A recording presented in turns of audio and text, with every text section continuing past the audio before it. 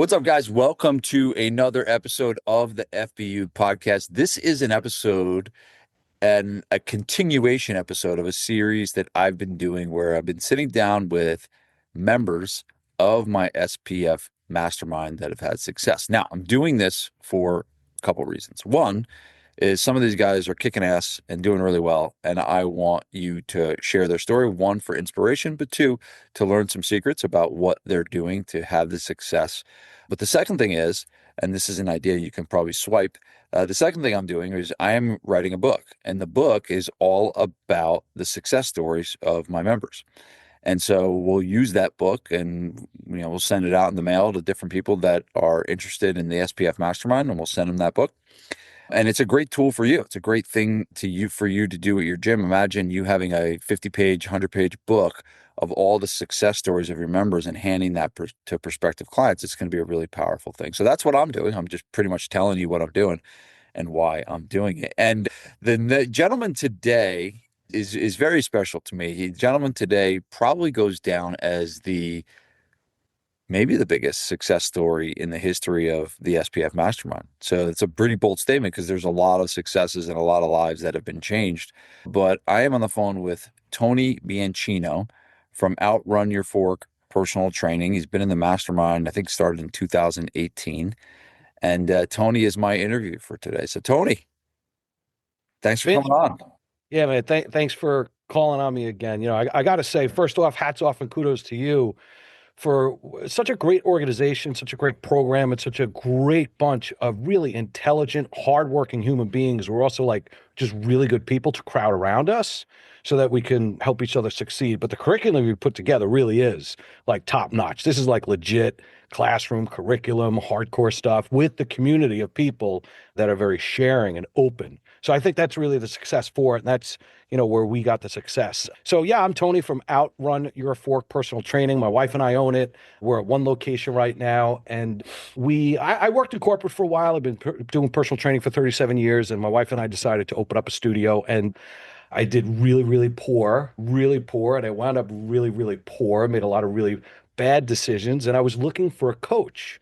And all the time I was looking for a coach, I went and ran across, let's just say, a number of less than reputable people and less than really, maybe they were legitimate and good people, that just the courses weren't good, they weren't effective, the support wasn't there, and it just didn't translate to success for me. I had no lack of hard work, but I knew I needed 10% of guidance. So through that, I kind of lost all the money that we had. And not kind of, I did. We went broke. I was trying to fund this business. My wife didn't work. We have a 23-year-old autistic daughter, plus a typical son, and she's home taking care of the kids. She didn't work. I was failing. I was working 120 hours a week, making $5,000 a month in total revenue before business expenses. So let's just say it was a rough go. We wound up $1 million in personal credit card debt at 29.9% interest. Now, if you guys haven't thrown up yet, just hold it because there's more. So anyway, I'm giving you kind of like everything all at once, and then you could backtrack me and pull out some things you may want me to. Yeah, so let me guide this a little bit, Yeah, Tony. all right, It's like all right. so let's before You want to retake? Yeah, so before you joined, Yeah. you were renting space. You didn't have your own space, right? You were subleasing a space. You were doing $5,000 a month. Tell the story about you coming to me because you've mentioned all the people who were charlatans, but you obviously thought I was a charlatan too when you first heard about me. So tell that story about your wife found the book and all of that. Yeah. So, all these guys were either they were less than reputable or their programs were just real crap. And I always say that they were shysters, they were full of baloney. Shysters, yeah, that's what Shysters, right? And my wife come across this ad on Facebook or Instagram, and she goes, "Hey, you should look at this." And she sends it to me on Messenger, and I'm like, "No, I don't need another shyster, another huckster." So 6 months later, she sends it to me again, and she goes, "I really feel good about this guy," and I have no idea why. And I'm like, "Ah." So then I go and I take a look, and there's a thing to get a book. And we were worse than broke. We were $1 million in personal credit card debt at 30% interest, really, 29.99. And I think it was like $20. It was free to get the book, right? But then you could get 2 books and a phone call with Vince. And I was like, all right. I was like, let me go for the $20.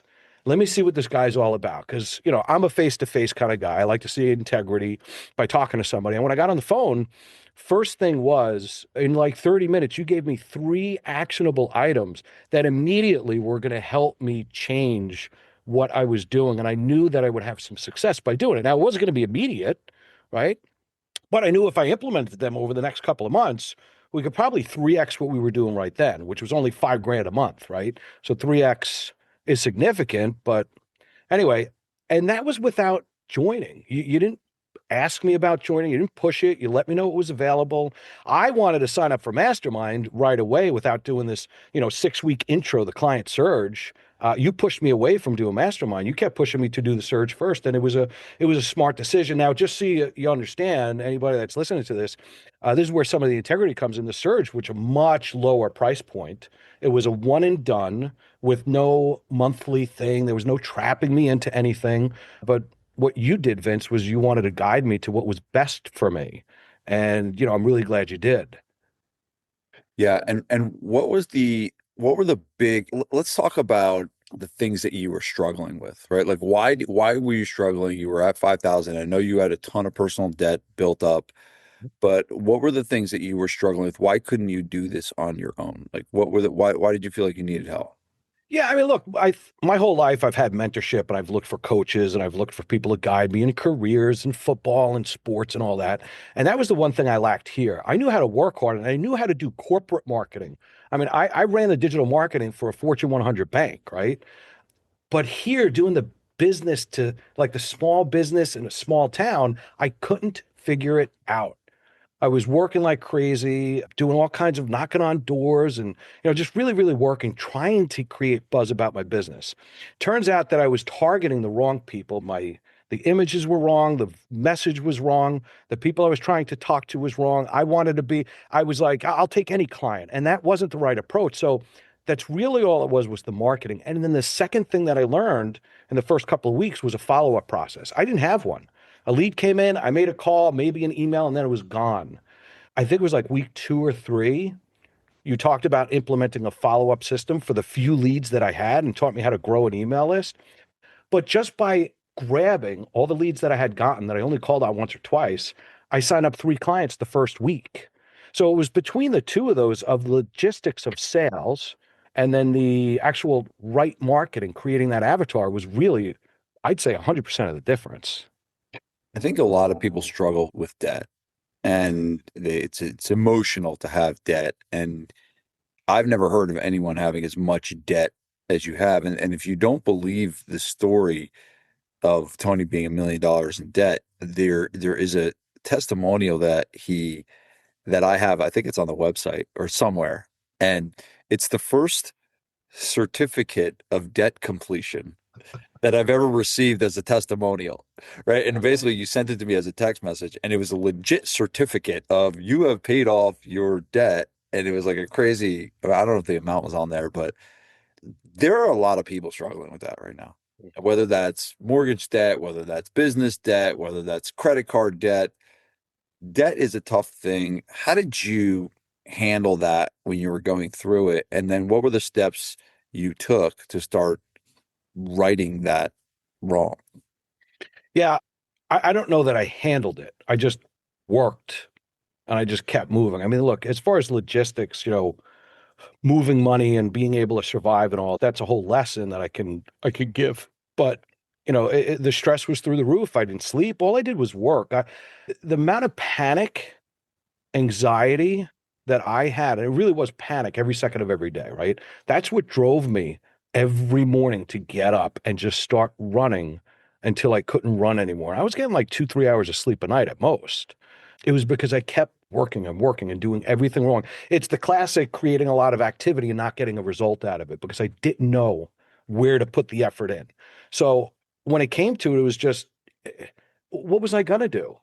At that point, there was no way I could collapse to it, emotionally. I mean, people talk to me, oh my God, I got $100,000 in debt. And I'm just like, it'll be okay. It's all right. And they still have money in the bank and they still both have jobs and all. I was earning 5,000 in total. That's not my take home. That was before business expense and cars and all. So to kind of give you a quick little picture, we were actually on food stamps for a month, right? I was on, we had food stamps. It was $642 a month that I fed a family of four I for. The I've point always wanted is, to know this. What are food stamps? Like, are they actual stamps? Like, what are they? so today it's called EBT or TANF, right? You get it looks like a credit card, but it's like, big blazing purple or blue or something like that. It's like people that know what it looks like, they know what it is. Then you go in there, whoop, So it's a credit card. you got to separate your groceries. But I was feeding a family of four on $642 a month. It was crazy.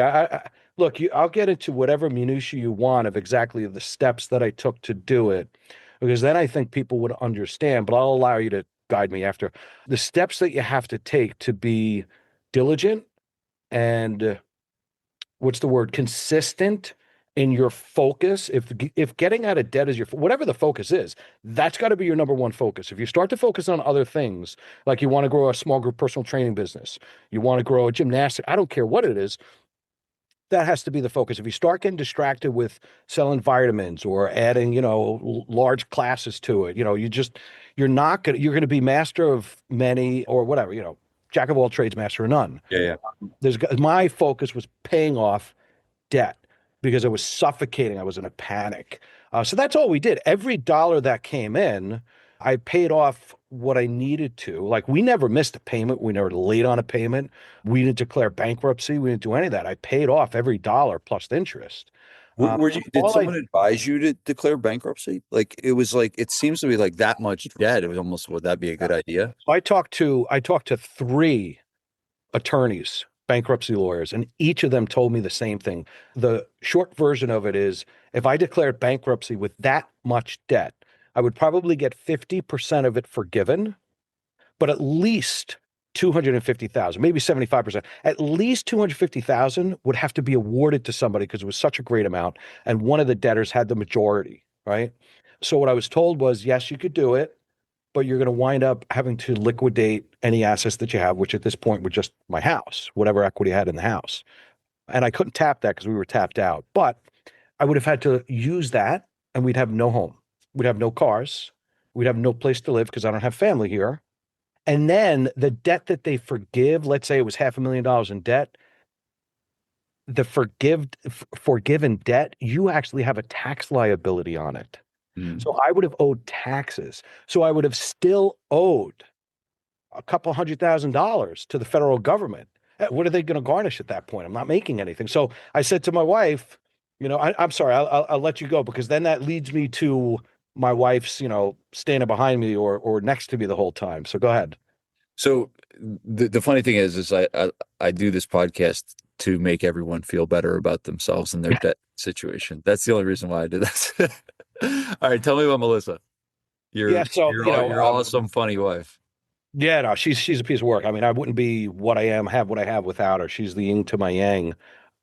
And, for everybody that says their wife stands behind them, that's great. Mine walks right next to me and she allows me to lead. And then there's some things like around the home when I allow her to lead. So we have that mutual respect and really, really good working relationship emotionally, mentally, all that. Anyway, we were subletting and I had just finished your surge program. When do you want me to tell the story about the hospitalization and the Yeah, just go. All right. So let's bring it back It's to already off the rails, so let's just keep going. 2019, 2018 actually. I started Vince's surge like I was saying before. It was like, I don't know, December. 2 weeks into it, I drive myself to the ER. I had a traumatic spinal cord injury. My whole left side was paralyzed. I go to the ER. They go, "Oh, there's nothing wrong with you." They send me home with like painkillers and stuff. And that was on a Saturday. The pain was ridiculous. I didn't know what to do, but I kept working. And Monday I work in the morning. I go call the neurosurgeon. Oh, go back to the hospital. What are you doing? Oh my God. Go to the hospital. They give me the MRI. Surgeon comes to me at 8 o'clock that night. This was 10 a.m. At 8 o'clock at night and says to me, "Hey, look, I looked at the MRI and it's not good. Your bones are pressing into the spinal cord and nearly severed it. That's what's causing the weakness." And I'm like, "Weakness? The thing doesn't work." Okay. That's what's causing the weakness. He goes, "Here's what's going to happen." And he gives me the scenarios. And I was like, well, I don't want that. So let's do these things that, part of what he suggested.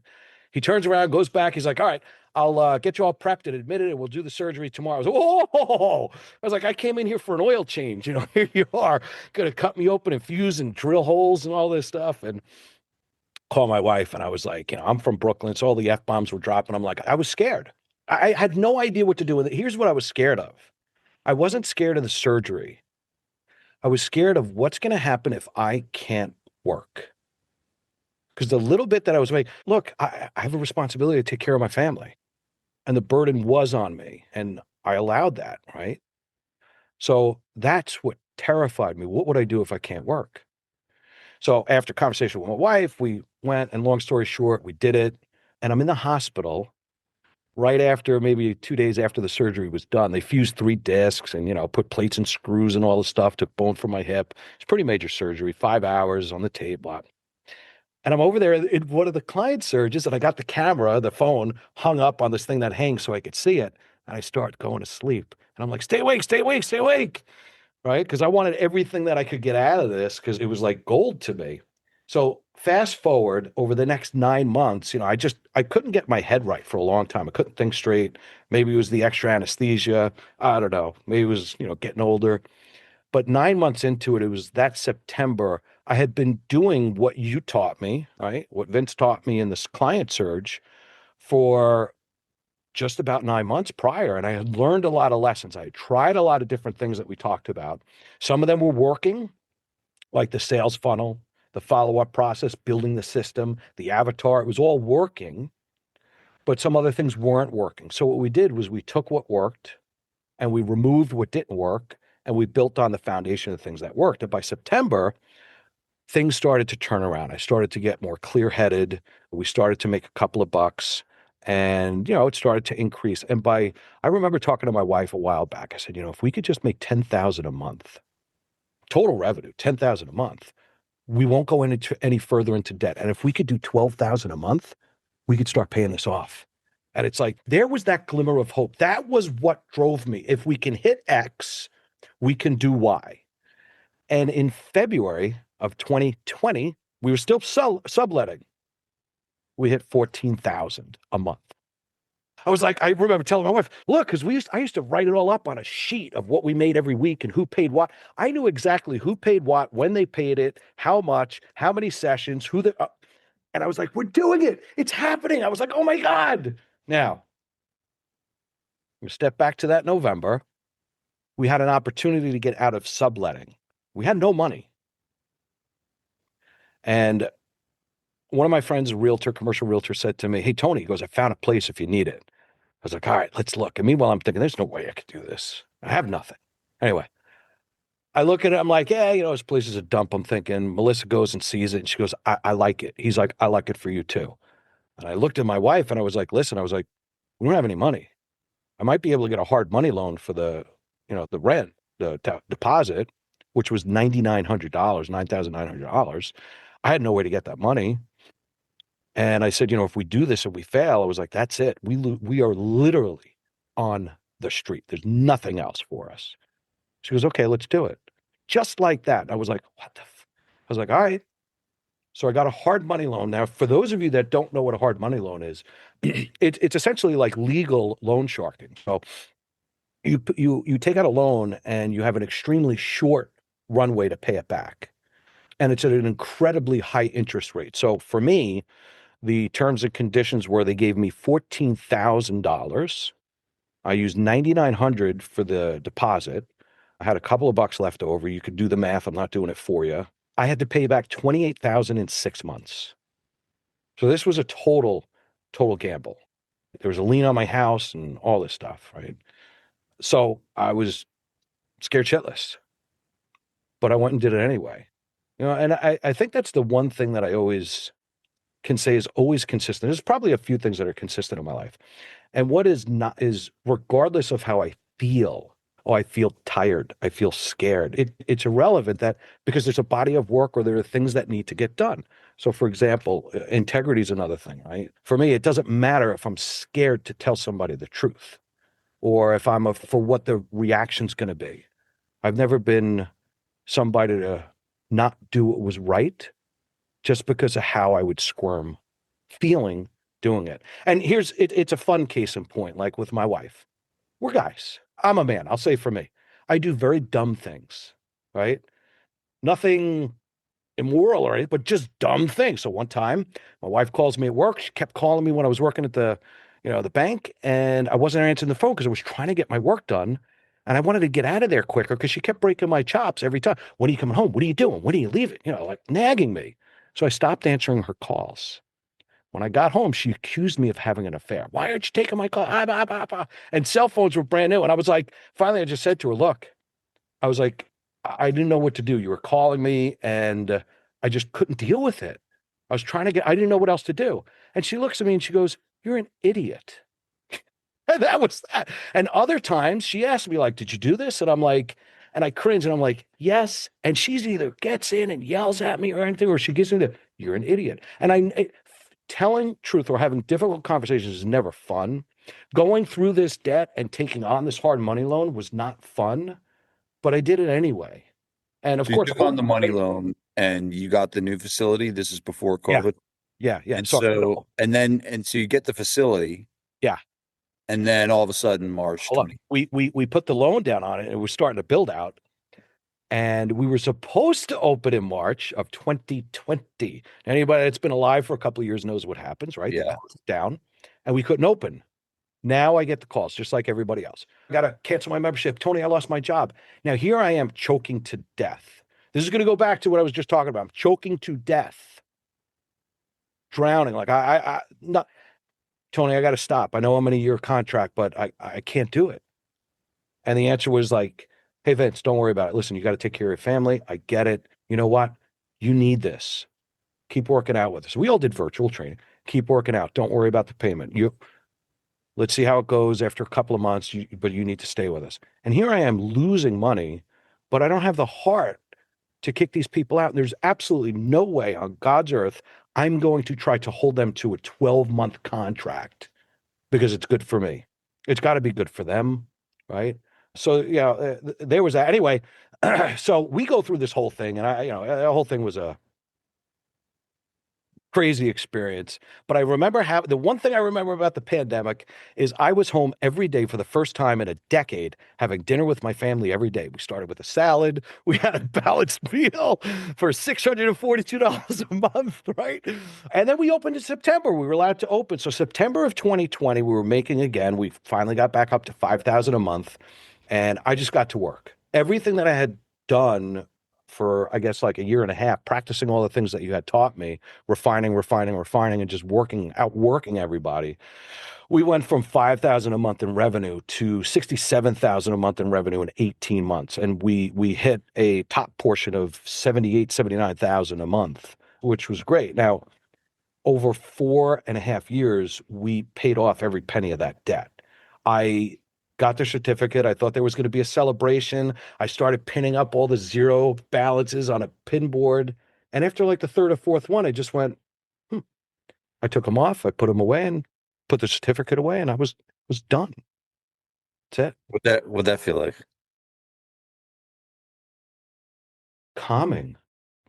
I never felt that before. I thought I would celebrate, right? But it wasn't. I was just at peace. Yeah, it's pretty cool. It's 5,000 a month to 67, and over 4 years, you paid off that amount of debt. Yep. That's Every penny that's amazing. with interest. What were some of the things you did to grow from 5 to 67? Like, Uh, if you think about what were the things that's a lot of money and a lot of customers that you were able to generate. What were, think of, we want to be motivated by your story, which I am. It's amazing. But also, there's people listening to this that want to grow too. mm. And you obviously did it really well. What were some of the things you did? Yeah, so I'll talk about that. And then I have a really great, like 30-second case in point after to verify that it actually works more than once, that it's duplicatable. And I know you have a lot. Really, all I did, there was zero. First off, there was zero spent. We had no money. So I had hand coded my website and all this other stuff. But The big thing that we did is find every opportunity to get in front of people. So we sharpened our focus. We knew exactly who we were marketing to. We knew the one type of person, and that was it. And all we did was focus on personal training. That's it. Small group, personal training, and if people, whatever, small, that's what we focused on. That's all I talked about. I went to every event around town. I went out to buy stuff at stores. I would get like, or since I didn't have money, I would get online at the juice house and I would just talk to people. Oh, hey, I know you because I was always around. If there was an event, a Christmas tree lighting, a menorah lighting, it didn't matter what it was. You would just go into the juice house and not buy anything. Ah, yeah, I would stand online for a little bit and go, oh, excuse me. And I would make a phone call like, oh, I got to see it. Bye. Oh my I God. was not sitting there handing out business cards, soliciting business. I was just talking to people. Now, if they asked me, oh, well, what do you do? Oh, my wife and I have a small personal training business right here around the corner. Oh, really? What's it called? And I would tell them. And then maybe the conversation would start, right? But people got to see me around town. If there was an event and I could table at it, of course, I tried to do it at no cost or low cost. We did street fairs. We did everything that you teach in the program, which is I literally went to every single business in 3 towns around me and in Westfield, knocked on every door, opened every door. Hi, I'm Tony. My wife and I have a private personal training studio right around the corner. Love to help, love to work with each other and, help you guys get some more people in here. I think one of the other things you did too that was just sometimes it's not about what, we do from a marketing standpoint, but I know one of the things you did was you moved from Garwood to Westfield, which is 2 towns, 1 town away. And that's really when it shifted, right? When it's really shifted when you moved to Westfield, which was just different location in a different town.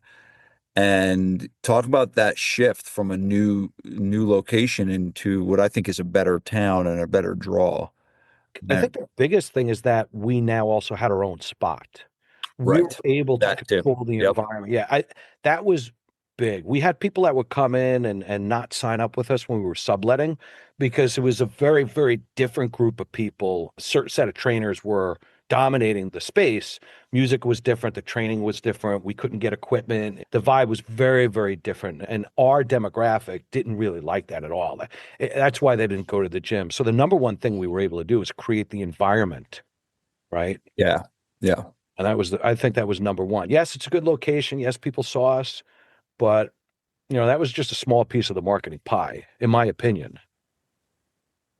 What is how is life different today than it was when you were going through all that shitstorm from 18 to 21?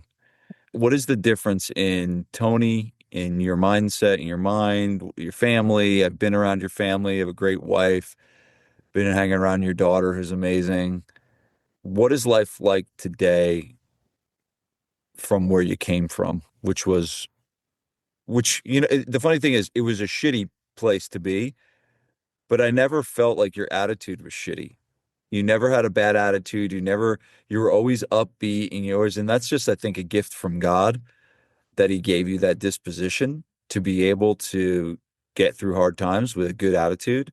But I think it really is the big contributor. But how is life better today than it once was when before you were going through the shitty place? Interesting you should say that too, because I was not a jovial guy. Not when I was going through this, but I was just very straightforward, the driver of like I'll joke around and kid around, but I was not I definitely wasn't the nicest person in the world. I had to cultivate that over years and work on my mindset over and over again. I read a lot of books. I practiced a lot over and over. I would watch my words. If I said something that was out of line with what I was trying to be or act or behave, I would immediately cancel it out. And that's another topic, but I appreciate that you said that. And yeah, I figured if you're not having fun, what's the point? So there's no point in being miserable. I was suffering enough. Yeah, so life now, I don't live in panic. I'm a little more calm. I vacation with my family, which is something I always wanted to do. Now we're not where we want to be yet, but we go away. And the reason why I go away is it forces me to spend time with my kids and have experiences. Now everybody, like, when we were paying off the debt, we didn't do a damn thing. If it wasn't free, it wasn't for me, right? Every penny went towards that. But now we have the opportunity, to take some vacations and do what I like to do. Some people like cars, and that brings them joy in their life. That's great. For me, it's not the stuff, it's an experience, right? Whether it's around the table eating food. I like to explore different places with my family, see different sites. And yeah, I like to eat. That's why it's called Outrun Your Fork. I work out to support my eating habit. Yeah, but there's so many different things. I'm definitely much more at peace. I started to sleep. And right now the focus on my health is longevity, looking at the health age that I have and all that. So obviously now that, I had that injury where my left side is still pretty much mostly paralyzed. I can't focus on being the big guy and the power lifter that I just love moving heavy weights. Now I have to focus on something else. And first it's winning in business. And now the other win is, well, we're doing okay there. Let's keep pushing that. Let's go for longevity. So now that health thing has come full circle. So I think what it allows you to do is come up with different goals and win in different areas. The whole focus was paying off that debt. And then for 2 years, truthfully, I kind of wandered around not knowing what was next. I didn't have a purpose or a goal, but I get to spend more time with my daughter. We work out. We built a garage gym at home so we could work out at home. Yeah, I mean, I don't know if that's the answer you're looking for. Yeah. Yeah. No, I know you traveled a bunch. You went to Hawaii, you went to Martha's Vineyard, you went to where else did you go? We go a Disney. lot. We go a lot. We go to Ocean City, Maryland. We go to Hershey. We go to Florida, Orlando. We go to Myrtle Beach for the first time, California for the first time. So, we get around. Hawaii went for 2 weeks, and that was just to test the flight to see if my daughter can handle that. Because if she can handle that, now we could go to Europe's next, man. Look out. Very cool. So that's like where life is like, and I know business is, going well. I've been there, went to your grand opening at your new spot that you just opened, what, about a year ago? Mhm. So I know that's going well. What are the personal wins that you've gotten from your business transformation? So we talked about the more things you get to do in terms of the life experience stuff with the family, but like, what about Tony Bianchino, the man? What are the wins you've had? Yeah, I mean, just always building on the foundation of integrity and character, right? Client focus or people focus and excellence. Those are the four core values that Outrun Your Fork has. And the reason why it has it is because Outrun Your Fork is really the embodiment of me. And that's a big thing. When we hire the people for who they are. Because you can't teach somebody to be nice or have integrity or trust. So we hire people like us who have the same core values.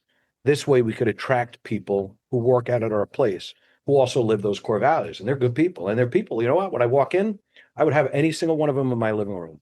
So building on that foundation and having me, and that is something that sits with me. I think it also reinforces that resolve that no matter what, you do the right thing for the right reason for me, right? And it makes me feel good that I can do that, even when things are crappy. So building, for me, that's what a man is. That's what any human being should be doing. But a man is somebody that sticks with his word, does what he says, and says what he does.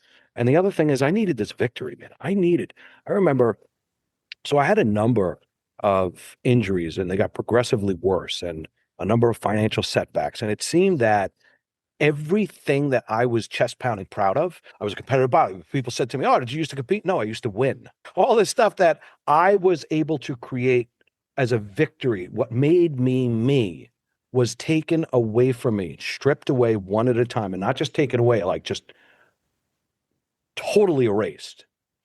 And I had to figure out who I was. And I was so engrossed with paying off that debt that I didn't have time to think about it and I didn't have to worry about it. But yeah, I had to try to figure out who I was. And I remember standing in the shower when I had the spinal cord injury, after I had the surgery, and I was I s- like I'm not an emotional guy, but since then I guess I have been. And I was just crying. I started to just cry. And all I said was, "Who am I talking to?" Right? I mean, we're not going to get into that, but I said, "I just need a victory. I don't want to be." That's what I said. I don't want to be sharpened anymore. I need a victory. And over time things turned around. It wasn't like an instant thing, but the gift was that I was able to work hard. I recovered, and I was able to just keep going. That resolve, I think, is something that's you're born with, and then it's cultivated, right? That push, that motivation. And I believe if you weren't born with it, you could still cultivate it, just like I cultivated a positive attitude no matter what. It's just a lot of practice, right? So I don't think I definitely don't believe you're stuck with nature or nurture. You can change that at any time. So yeah, the growth, I'm a very empathetic person at this point. I can see other people's point of view. I've been not just freed from debt, but freed from all those things of what made me me to become somebody a lot different. And it's not just the debt, it's not just the injury, it's everything else that's caused me to grow through it. It's the kids and all the accumulation of everything that's happened to me in my life. I am grateful, which is sounds kind of nuts. I wouldn't change it a thing that's happened in my life, not the injury, not the debt, because it's allowed me to be right where I am today. And it's allowing me to use this as the catapult and the platform to continue to go forward. So it doesn't matter what situation anybody's in, there's always tons of ways out.